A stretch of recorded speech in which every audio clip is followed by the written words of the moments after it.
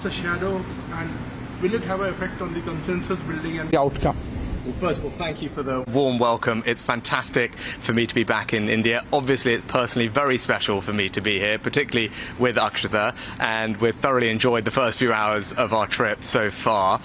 Now, when it comes to Ukraine and Russia and the conflict, one thing I will be doing is highlighting that the devastating impact that Russia's illegal invasion is having on millions of people around the world, particularly on food prices. Russia recently has pulled out of a grain deal that was shipping grain from Ukraine to many poor countries around the world, and now you've seen food prices go up. That's causing suffering for millions of people. It's not right, and one of the things I'll be doing is making people aware of that impact of Russia's illegal war.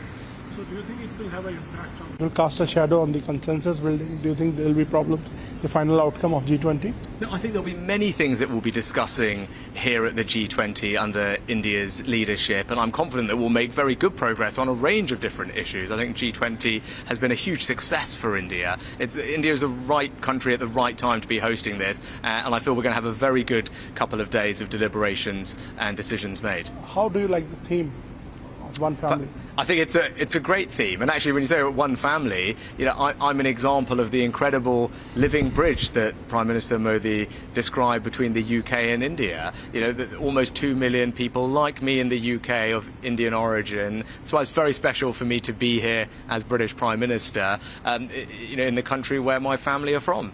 So can you give us some sense of a connect with India, like your roots here?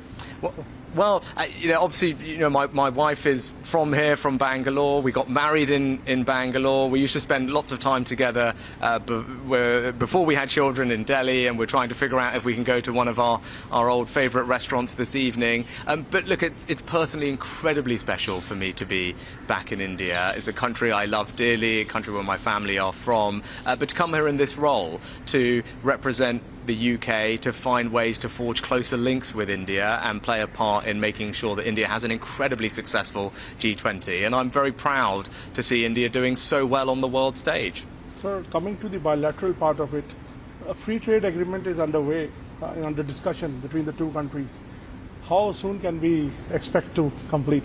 Well, both Modi ji and I are keen to see a comprehensive and ambitious trade deal concluded between our two countries. Both of us think that there is a good deal to be done. But trade deals always take time. They need to work for both countries. And although we've made enormous progress, there is still hard work to go. And that's what we need to keep going through. The G20 is not the forum for those discussions. Of course, I will touch on that with Prime Minister Modi.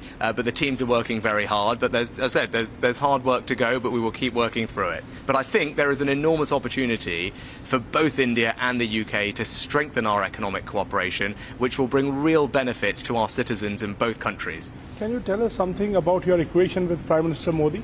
You have met him a couple of times now. Yes, and I have enormous respect for Modi ji, and he's been personally very warm and kind to me, and we're working very hard, as I said, on our shared ambition of concluding an ambitious and comprehensive trade deal between India and the UK, because both of us think that would be a good thing, and both of us need to make sure it works for our two countries. And at forums like this, I'm very keen to support Prime Minister Modi in making sure that this G20 is an enormous success for India, which I know it will be, and this has been a great year for India more generally. Sir, another question. A lot of Indian community lives in your country there, and we have seen some ugly scenes of Khalistani protests, separatist protests.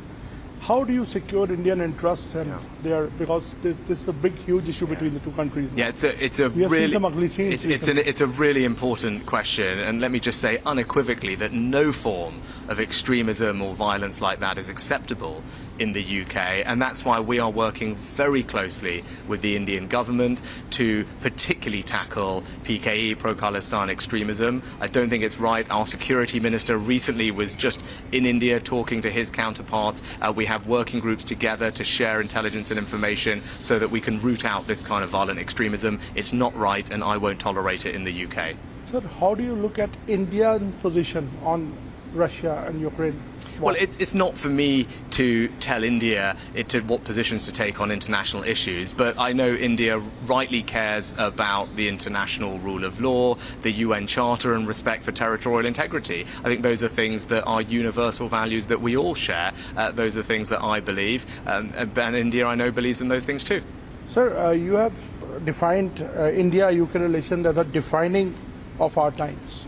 And what is the roadmap of 2030? Can you give us some broad sense of the bilateral relation there? Yeah, well, I think the bilateral relationship is in good health, and Prime Minister Modi and I are keen to deepen and broaden our relationship.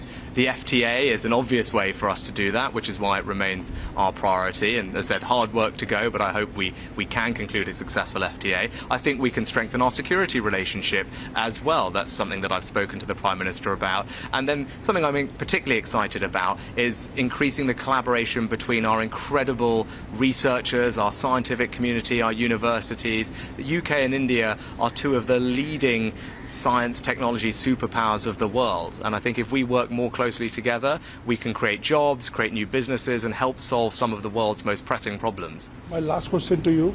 You talked about your roots in India. People also there's much talk about your roots. You are connected to Hinduism and you wear these rollies in your hands. Tell us something about it. Yeah, so I'm a proud Hindu, and that's how I was raised. That's how I am. Hopefully, I can visit Mandir while I'm here for the next couple of days. And yes, we've just had Raksha Bandhan, so from my sister and my cousins, I have all my rakhis. And I didn't have time to celebrate Janmashtami properly the other day, but hopefully, as I said, I can make up for that if we visit Mandir this time. But it's something that is important to me. I think faith is something that helps everybody who has faith in their lives, particularly when you have these stressful jobs like I do. Having faith to give you resilience, to give you strength is important, and it provides an outlook on life which I find particularly valuable. Thank you, Prime Minister, for answering all our questions. Thank you so much. Great pleasure. Thank you.